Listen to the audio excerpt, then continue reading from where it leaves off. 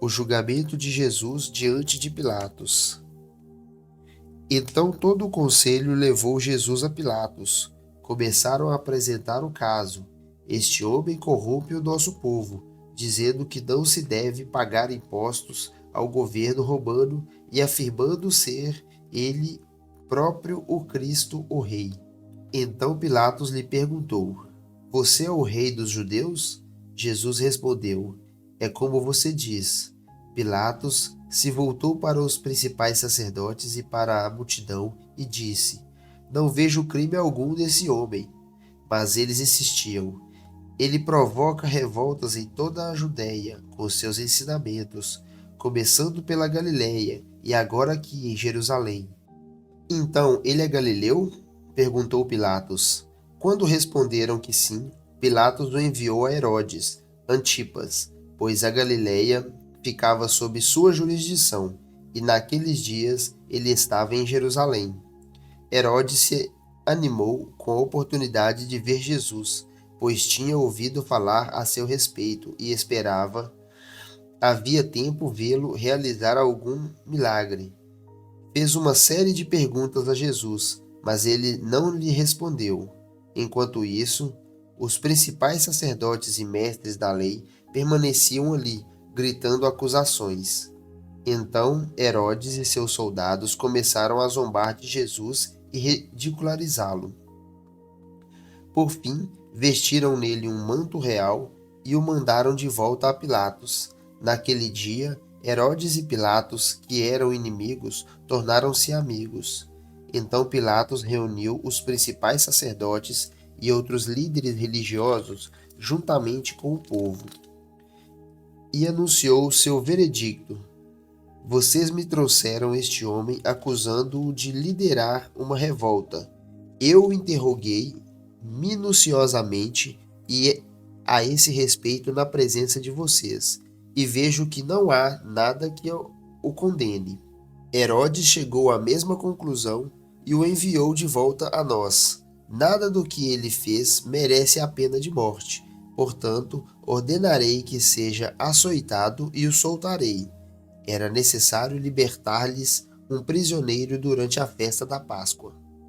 Um grande clamor se levantou da multidão, e a uma só voz gritavam: Mate-o, solte-nos Barrabás.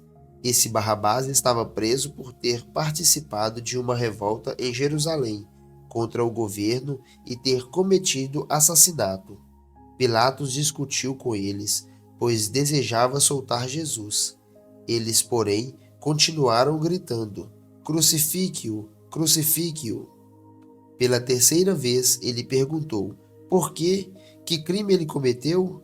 Não encontrei motivo para condená-lo à morte. Portanto, ordenarei que seja açoitado e o soltarei. A multidão gritava cada vez mais alto, exigindo que Jesus fosse crucificado, e seu clamor prevaleceu. Então Pilatos condenou Jesus à morte, conforme exigiam. A pedido deles, libertou Barrabás, o homem preso por revolta e assassinato.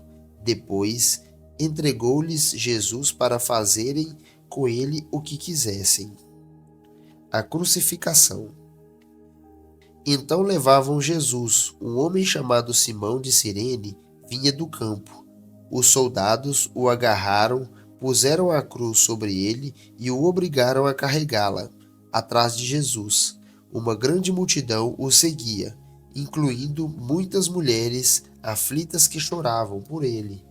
Mas Jesus, dirigindo-se a elas, disse: Filhas de Jerusalém, não chorem por mim, chorem por si mesmas e por seus filhos, pois estão chegando os dias em que dirão: Felizes as mulheres que nunca tiveram filhos e os seios que nunca amamentaram.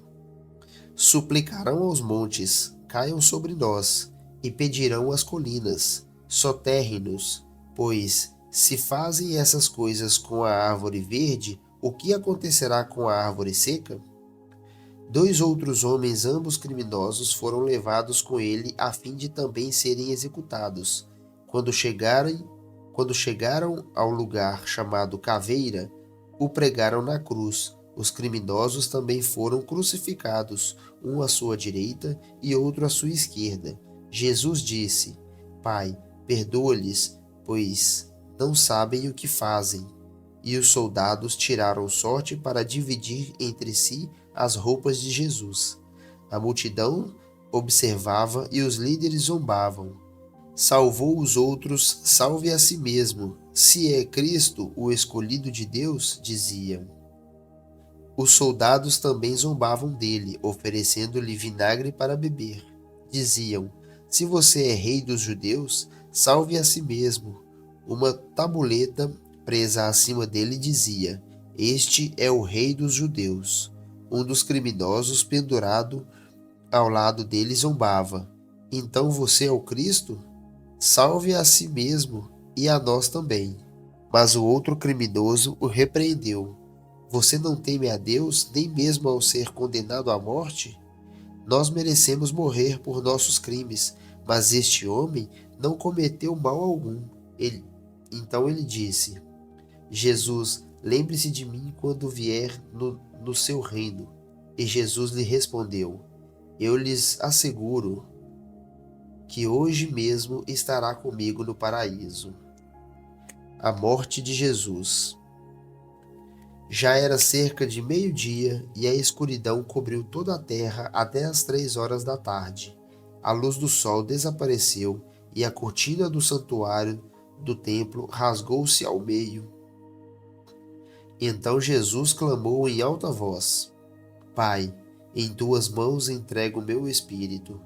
E com estas palavras deu o último suspiro. Quando o oficial romano que supervisionava a execução viu o que havia acontecido, adorou a Deus e disse: Sem dúvida, este homem era inocente. E quando toda a multidão que tinha ido assistir à crucificação viu isso, voltou para casa entristecida e batendo no peito.